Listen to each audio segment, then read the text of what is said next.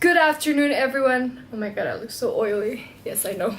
So today Yogyakarta is like really hot, so do excuse my face, oily face and stuff like that. So today's video, I'll be sharing with you my tips on how to pass an exam. So exams are coming up for me. This is first term and last term exam is coming up on Monday. Today's Saturday.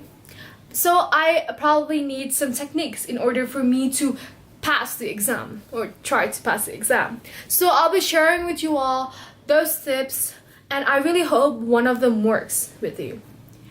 Before starting the video, I just want to say that I'm a language class student. Therefore, I don't study things like biology, chemistry, or physics, or economy, or things like that. My subjects are Japanese, German, Japanese, 2 English, 2 Indonesian, and then there is anthropology, civics, religion, music, and etc. So it's not a lot and it's not as hard as the science class student. So not all the tips that I give you guys will work. So do look out for the one that works and use it because it might help you. So let's get started. The first tip will be to rewrite with your own words.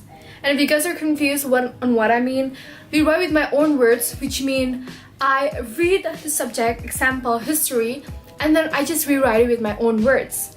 This really works because if you write it with your own words, you'll remember it more and you'll understand it more. Compared to if you just read a book and then it's all weird with really confusing words. Second, rewrite like you mean it. What I mean by rewrite like you mean it, I mean use color. Use like highlighter and pen colored and pencil colors, because if you think that it looks pretty, you're gonna want to read it and look at it. If you put effort into it, you're gonna be like, wow, I put effort into it. I have to actually just like read it and it might look cool and you can post it on Instagram and you might. Third, so I rarely do this every time there's an exam, but so it is really important because when you learn constantly, slowly by slowly, little by little, every single day, you're going to remember it more compared to if you learn it just the night before. When your brain is tired, your brain won't work properly, therefore you won't remember it. So what you can do is, on the day before the exam, like a week before the exam, learn little by little. Afternoon, 1 hour, and then the next day, afternoon, 1 hour. And at night, you learn and you get tired, sleep. Don't force it.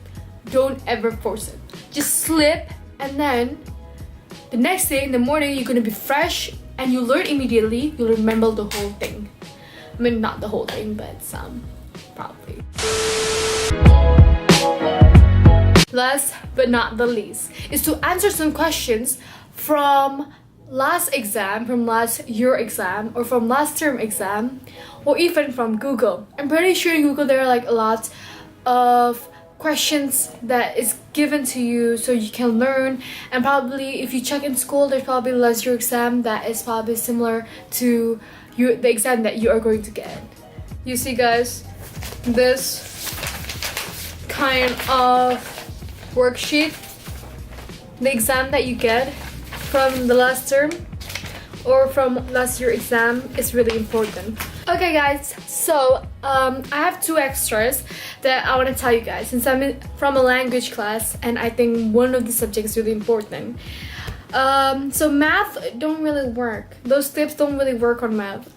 That's what I found out like 2 months ago. Math, and remember a couple of like formulas in order to get a certain number, but other than that you have to practice. The last one is language.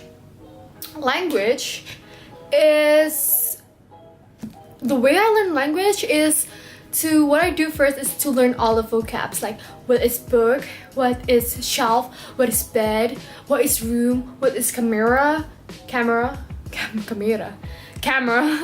what is food, what is drink, and etc. I usually use flashcard. After learning all the vocabs, I write down a couple of sentences around that vocabs in English. For example, okay, so I'm gonna repeat that. So my camera turned off because it's so hot and temperature need to decrease, so there's that. Anyway, so what I do is first I write an English word example. What is that? Example, I don't know what's in here. What is that? Example, what is that? I write it down in my book, in my paper, and then I just tend to translate it first using my head. So, これは何ですか? Like that, and then after that, I just answer it. So what's in there? So it's a book. So, それは本です. Like that.